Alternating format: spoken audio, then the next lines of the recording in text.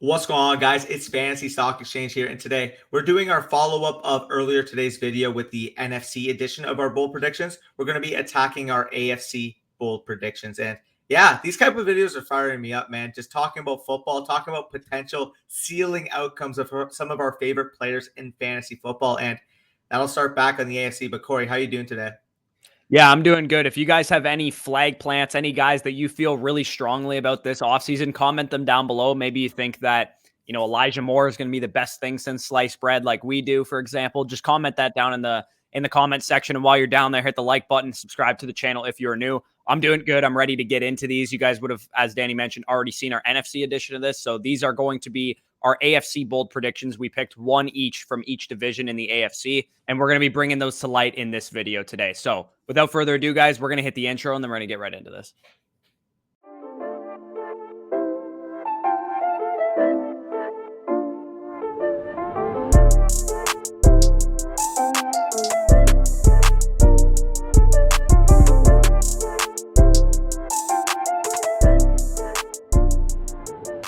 All right, so to start off today's video, we're going to go to the AFC East. And yeah, we got a couple of real spicy ones here. And I'll let you start off with yours because everybody at this point probably already knows where mine's going to lean. Yeah, in the AFC East, we have a lot of our guys that we're really high on. To me, none is more obvious than Will Fuller. And Will Fuller, to me, is going to pick up right where he left off in Miami that he did in Houston last year. And he is going to, again, be a top 12 wide receiver in fantasy points per game. Again, this is a ceiling range of outcomes. So in his ceiling range of outcomes, he comes off of his one-game suspension that he has to start the season. And he is the missing piece for Tua Tagovailoa. He is the Henry Ruggs, the Jalen Waddle prototype downfield receiver that Tua thrived with at Alabama.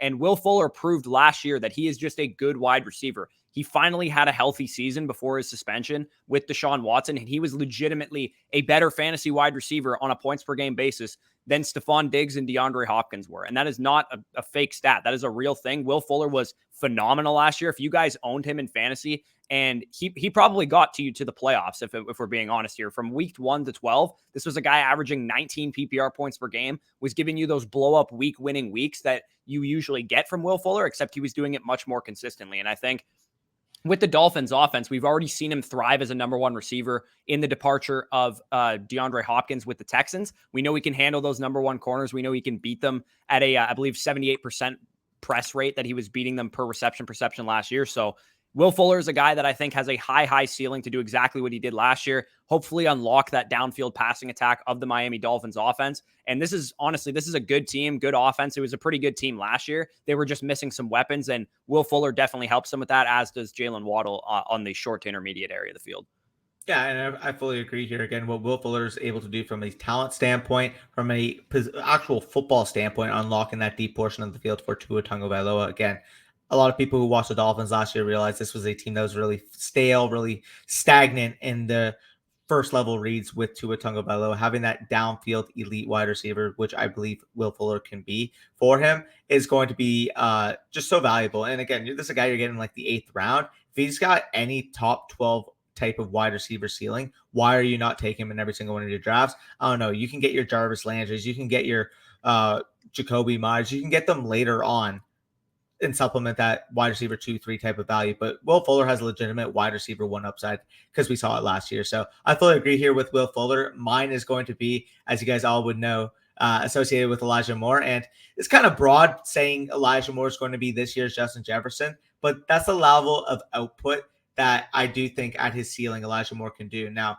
do I think he's going to go for 1,400 and break Justin Jefferson's receiving record? No, I don't think that's going to be the case. But if we're talking about a rookie season where he puts up 1,200 yards and 8 to 10 touchdowns, I definitely think this is in the range of outcomes. Again, this is one of the best separators that we have seen come out of college in recent memory. I mean, Matt Harmon's reception perception quite literally graded him and Devonta Smith as 2 of the best separators he has seen at the collegiate level. And he's been doing it since his true freshman year. Yes, he didn't put up the craziest stats as a true freshman, but he put up nearly 500 yards and produced on a team that had DK Metcalf, A.J. Brown, DeMarcus Lodge, and Dawson Knox. All guys that ended up at least starring in the NFL with the first 2 and spending time in the NFL with the last 2. Obviously, Dawson Knox still on the Bills. Now, when I'm looking at Elijah Moore, I'm seeing the potential rapport you could have with him and Zach Wilson. Zach Wilson already been showing out throughout the preseason and training camp. Now Elijah Moore comes back from his quad injury. You got a huge dip, huge discount in your home league drafts. Probably got him in the 9th to 11th round area. And this is a guy that at his ceiling, I feel, can be a legitimate wide receiver 2 in your lineups. And could be this year's CeeDee Lamb, could be this year's Justin Jefferson, could be that level of generational type of talent at the wide receiver position in the spot that he's given here. Yeah, I totally agree. If not those guys, he can produce like Brandon Ayuk. He could produce like T. Higgins, both of whom were top 15 wide receivers for good stretches when they were healthy and on the field last year. So again, we've talked about the advantage that rookie wide receivers can give you towards the later portion of the draft because of that uncertainty avoidance. People have never seen them play in the NFL before, so they don't know if they're good enough players. We've done the research. We've done the work on Elijah Moore. Matt Harmon, of course, has done the work on Elijah Moore, and we're here to tell you that this guy is probably as good as Tyler Lockett is today. And if he comes in and he has like a guy with the last name Wilson as his quarterback too, who plays a similar style to Russell Wilson, those guys I think are going to establish a big time connection early. We already have seen it in training camp buzz and training camp hype videos. I think that's only going to continue as the season goes along. So if you can take Elijah Moore in your 9th, 10th, 11th round, if you've already had your draft maybe and he's still on the waiver wire, go and pick this guy up because he is going to be one of those late towards the end of the season breakout candidates, in my opinion, to be a rookie wide receiver that wins people leagues. So yeah, I definitely agree with the take. Again, maybe not this year's Justin Jefferson as in a top 10 wide receiver with 1,400 receiving yards, but he definitely could be a top 15, top 20 receiver with 1,200 receiving yards and 6-7 touchdowns, something like that. So I definitely agree with the premise of Elijah Moore. He was my number one sleeper candidate in our sleepers video a couple days ago. Now to the AFC West. And there's a lot more established talent in the AFC West, I would say, than the AFC East. It's a lot more of a younger division. So we have got a lot of guys to choose from in this kind of bold predictions area. But I'm going to go with a guy who is a second-year player in Justin Herbert. And I'm going to say that Justin Herbert not only has this second-year breakout campaign after we've already seen a great rookie season from him, or offensive rookie of the year performance, he's going to win MVP this year is my bold prediction. And the Chargers, as a result of him winning MVP, are going to score the most points in the NFL and probably be a very good team as a result of that. With Justin Herbert, you get everything that you want out of a fantasy quarterback. You have the big arm, you have the downfield ability, the ability to extend plays. You have what I think is underrated rushing ability. He showed a little bit in that regard, especially from a rushing touchdown standpoint last year. But I think he can give you even more than he gave you last year on the ground from a rushing yardage standpoint. And as far as like an MVP type candidate, he's in the spotlight in a division with Patrick Mahomes. The MVP is a very narrative driven award. And if Justin Herbert is able to beat Patrick Mahomes once or twice throughout the year and put up like a 12-4 season where he has like 4,600 passing yards, 35, 38 touchdowns or something like that, that could be enough to get the MVP trophy done. Could be enough for him to be a top 5, top 3 fantasy quarterback this year. So he's a guy that I really believe in. He's one of my highest owned quarterbacks on Underdog Fantasy. To me, he's right behind those elite tier of quarterbacks, those top 5 guys that we've been talking about all offseason: Lamar Jackson, Kyler Murray, Patrick Mahomes, Dak Prescott, and Josh Allen. So with all those guys, they all have their own kind of blend of Konami code rushing and passing. Justin Herbert is right there with a guy like Josh Allen, who has that elite passing ceiling and also can provide you a lot in the rushing game as well. Yeah, I fully agree. I mean, Justin Herbert's got the elite talent, the elite arm level, and the size to put up a Josh Allen-esque season. And we saw last year, if it wasn't for Aaron Rodgers, Josh Allen would have won the MVP. So I fully see the capability of Justin Herbert entering that fray. He's got the weapons on deck. You got your Stephon Diggs type with Keenan Allen. He's got a receiving back that even Josh Allen didn't have last year. So I do think that at their ceiling, the Chargers offense could be one that can absolutely break fantasy football in 2021. And similar to that, younger players, I'm going to go with a rookie. And this guy I've talked about all offseason. This guy I talked about with Owner's Box. I talked about them on my breakouts video this weekend. But, man, the more I look at it, as soon as Javonte Williams is able to establish himself as this team's main workhorse featured back, we'll say by week 5, he's going to be the highest scoring running back in this division. Get this. I love Austin Eckler. I think he's a fantastic player. But the problem with Austin Eckler is he's not going to have that rushing touchdown ceiling that we crave. And if Javonte Williams is this team's main workhorse back, he's got every single thing working with his capabilities. He's an adept pass catcher. He's already shown out as a pass blocker in training camp, like I mentioned in that video. And this is a guy where if you have the ball inside the 5-yard line, he's going to score a touchdown. It's just plain and simple. I think that the Broncos are going to be one of the more underrated offenses in the league this year.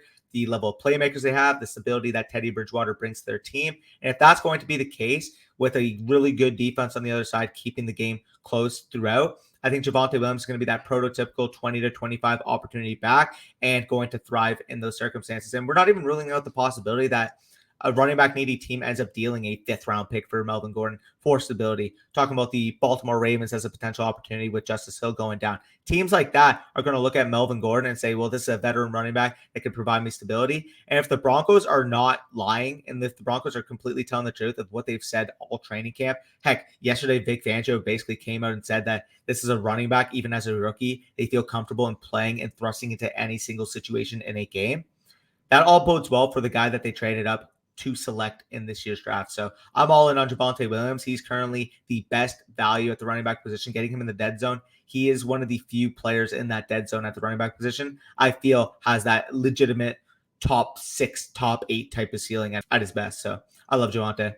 Yeah, I don't disagree whatsoever. I think with Javonte Williams and all rookie running backs for that matter, the narrative has been, well, look what Swift did last year. Look what Akers did last year. Look what Dobbins did last year. It took these guys a number of weeks to establish themselves. But one thing that I think is going under the radar with that is that it was a COVID offseason, and a lot of these running backs, minus Clyde Edwards-Helaire, struggled to get a full workload right away for that reason. And I think we've had the benefit this year of Javonte Williams having a full training camp, having a preseason where he's been able to show the coaching staff that he's the better running back. It doesn't sound like they have a lot of faith in Melvin Gordon. To me, the reason they sat Javonte Williams in that final preseason game was to showcase Melvin Gordon in case a team like Baltimore wants to trade for them. And if you guys haven't had your drafts yet, or maybe Javonte is somebody that the person who drafted him is not 100% confident in, I'd throw some feeler offers out there or draft this guy in the 6th, 7th round, because if you can afford to withstand that hit for the first couple of weeks, that he might not be the most productive player for your roster, this is a guy, like Danny said, week 5, week 4, week 6, week 8, this could be an RB1 in fantasy. And Melvin Gordon is an older running back who's dealt with injuries in the past. That's also a possibility of how Javonte gets that full workload too. So I'm all the way on board with this take. Again, it's pretty spicy for him to outscore all the running backs in this division. Clyde Edwards-Helaire is a guy that people really like. You guys know that we're a little bit more down on him. Austin Eckler is a guy, obviously, in a full PPR league. It'd be pretty hard for him to outscore Austin Eckler. He would need a boatload of touchdowns and a full workload to do that. And the other running back in this division, Josh Jacobs, a guy that not a lot of us are very high on here. We don't think he has a very high ceiling. So it's a spicy take. Javonte Williams to be the highest scoring running back in this division, but it's definitely possible. I could see him having, what we've already talked about before, a David Montgomery-like second half of the season and finishing as a top 5 running back. And I'll quickly mention before we head on, this is such a similar situation to what we saw in Nick Chubb's rookie year, a high profile, highly talented 2nd round pick that ended up earning the coach's trust. And we saw by week 6 or week 7, when this guy was absolutely exploding for runs every other carry, they ended up releasing Carlos Hyde. Nick Chubb was an RB1 down the stretch. I can see that being the case for a guy that the Broncos actually compared to Nick Chubb with Javonte Williams. So absolutely love it. Again, the main thing that I have there's probably stepping in the way is that I still absolutely love Austin Eckler, but the touchdowns are going to be the main factor if Javonte Williams were to do so. For sure. Now, let's move on to the AFC North. And there was a couple takes that I kind of struggled back and forth with. Do I want to make an anti-Juju take? Because you guys know that we're not the highest on Juju Smith-Schuster around here. Did I want to make a Cleveland Browns type take where Baker Mayfield, Odell Beckham, Jarvis Landry, something relating to that? I went with my guy, Rashad Bateman. And once he returns from injury, my take is that he's going to be a top 20 wide receiver for fantasy. And the situation that I can compare this closest to is a guy like Brandon Ayuk last year, because Brandon Ayuk was a talented prospect. A lot of people were concerned with the other surrounding talent. Obviously, they got injured, but with Brandon Ayuk last year, he just showed the ability to command targets, even in a run-heavy type of offense. And I think that is exactly what Rashad Bateman's going to do. I've already talked about the fact that the Ravens are looking to go towards more of a pass-heavy scheme, more of a pass-heavy approach to their offense. And Rashad Bateman was the key, in my opinion, to unlocking that ability in Lamar Jackson, because the Rashad Bateman is the true possession receiver, the true, 3-level threat that a guy like Lamar Jackson needed. And by the sounds of it, it sounds like Rashad Bateman's going to be on the field week 3, week 4, week 5 of the season. And I think if he isn't owned in your league and you guys have IR spots, he's the perfect guy to pick up and stash in that IR spot. And if you don't have IR spots, I would just suggest keeping an eye on the reports about him. If we hear that he's like 1 week away or something from coming back, I would pick him up, drop whatever, handcuff running back or whatever you're holding, and just stash him on your bench and see what happens once he comes back. Because I think we're going to see a shift in this offense. And they have a very easy schedule throughout the entire season. So Bateman could make a big time impact once he's back on the field. We even saw last year, it took Justin Jefferson until week 3 to make a big impact. It took Brandon Ayuk and T. Higgins till week 3, week 4 to make a big impact. I think with the same could happen with Bateman once he gets back on the field. Yeah, I absolutely agree. I mean, this is one of the better charted separators in the draft after those top 2 guys I mentioned. Bateman's right there. I mean, his route running, his size, he is a complete alpha X wide receiver.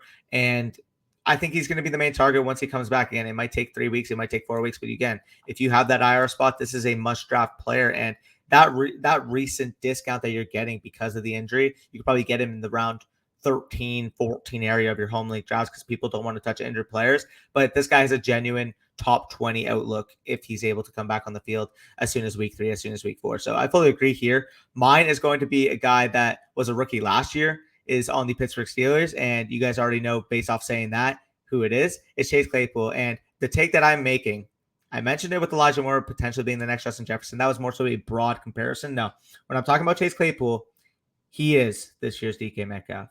And I think fully at his ceiling, he has that top 8, top 10 weekly ceiling where he's putting up 8 for 170 and 2 touchdowns and winning a week. I see that with Chase Claypool. This is a guy that as a second round rookie, probably more of a raw prospect coming in, was able to produce a top 24 point per game season and had nearly 950 receiving yards and 11 total touchdowns. Now, what's more impressive than just those basic stat lines to me is the fact that on a team with Juju Smith-Schuster, Deontay Johnson, he was able to garner 109 targets. Not only that, almost 31% of those targets were deemed deep targets. This is a very valuable wide receiver, similar to what we saw with Mike Evans in his prime, where he's earning those targets down the field. He's got that prototypical 6'4", 230-pound build, absolute beast, 4.4 speed. I mean, there's nothing to not like with Chase Claypool.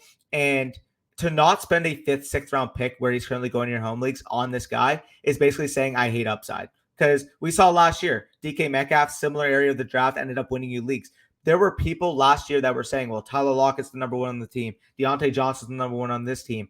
How are we going to draft this number 2 who doesn't win on every single route, isn't the greatest overall separator, which is actually a Fugazi split because he's 74th percentile against man and 80th percentile against press. Chase Claypool's a complete beast, and I think this year we will see the ascension of the most talented receiver on his own team. And I think the biggest hurdle for people to get over is how close the targets were between these 3 wide receivers. But we got to remember that this isn't like a copy and paste last year's production situation. You got to take into account that one of these guys was a rookie last year, and he shouldn't have been as involved as he was, given the talent that was ahead of him on the depth chart. And he established that trust with the quarterback, established that rapport with Ben, and ability to make plays once the season went on. We saw them designing plays for him in the red zone, giving him carries in the inside the 5-yard line and stuff. You don't do that if this is just another contributor for your team. I believe that the Steelers believe that this is their alpha X wide receiver. Deontay Johnson will probably command the most targets on this team, but we have talked about it on numerous occasions. We expect Juju's targets to go way down this year because he was not efficient on them. He wasn't efficient in, against man and press coverage. I expect Juju to be a Sterling Shepard-like fantasy wide receiver this year, where he's just a check down guy that, can create some first downs here and there, find soft spots in zone coverage, but that's about it. Chase Claypool, if you dropped DK Metcalf into this offense and took out Chase Claypool, would you expect DK Metcalf to command the most targets or be the most valuable for fantasy? That's basically the way I'm looking at Chase Claypool this year. That first to second year jump is real. We have real data to back that up. And Chase Claypool showed in his rookie season why he's likely to take a jump similar to what we've seen in the past from other second-year wide receivers. And regardless of the surrounding factors, if you get open, if you catch the ball, if you make plays, you score touchdowns, your quarterback throws you the ball. And the type of quarterback that Ben Roethlisberger is, he might not have the arm strength that he once did, but he doesn't care about that. He's still going to throw it up to Chase Claypool like we saw with years with Martavius Bryant and Antonio Brown in Pittsburgh as well. So I love the outlook for Chase Claypool. I think the ceiling, as you mentioned, is top 8, top 10 type of wide receiver. And a lot of people aren't going to be able to envision that because of the target competition he has. But I'm going to trust the second-year jump that we've seen in the past from other receivers.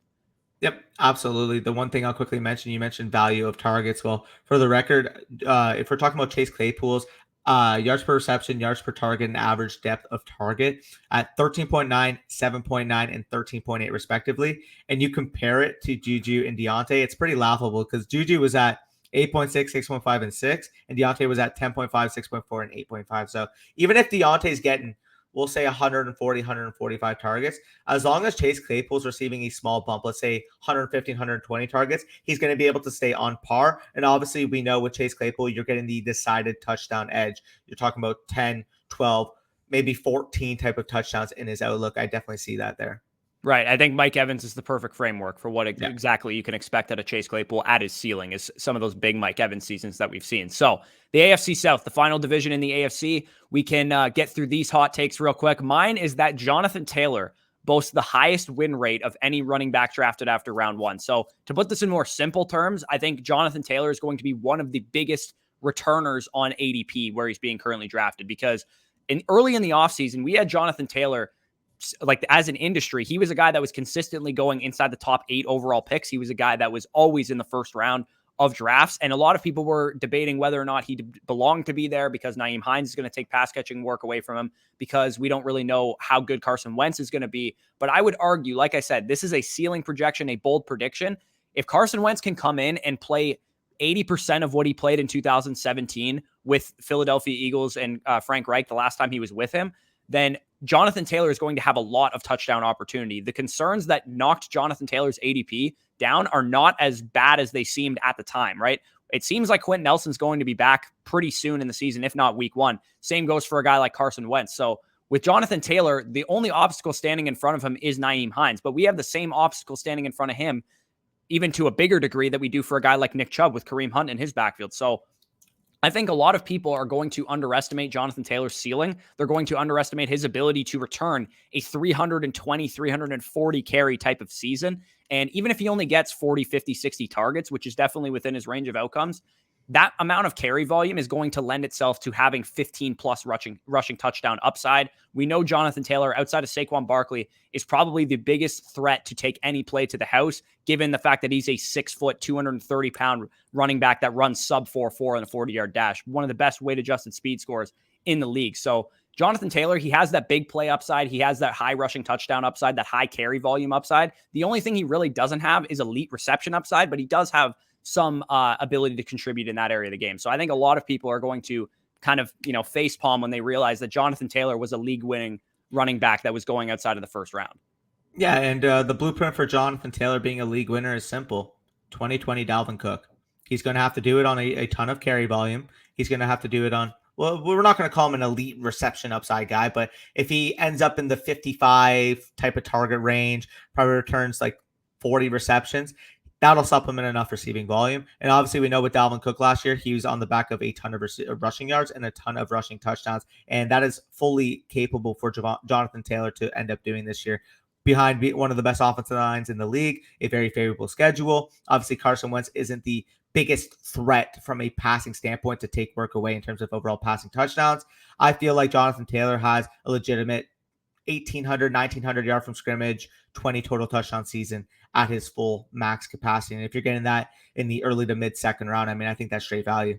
Yeah, totally agree. So what is your AFC South take? And I think every single one of our takes has been like positive on the positive side of things. This is the first one that's like a bust take or like a negative spin on one of these. So I'll let you take it away with your Texans take here. Yeah. And I mean, I get it. Like, you're going to hear this and it's not going to sound like too gutty, if you will. It's not going to sound too spicy, but it's just kind of hilarious to look at. My take is that the Texans have no single offensive player that ranks in the top 24 in points per game, and they end up winning the number 1 pick in the 2022 draft. We know that the Texans are going to be a dumpster fire. Deshaun Watson expecting them to miss a year. So theoretically, this take is basically saying that Tyrod Taylor, David Johnson, Phillip Lindsay, whatever fucking running back you want to throw back there, wide receivers, Brandon Cooks, Nico Collins, it doesn't matter. None of those guys are going to be considered a 2 in their position. And that is extremely rare to happen. I mean, I actually have to pull up the stats on this when you guys are watching this video, if I can. But I mean, to not have a single player on your entire team,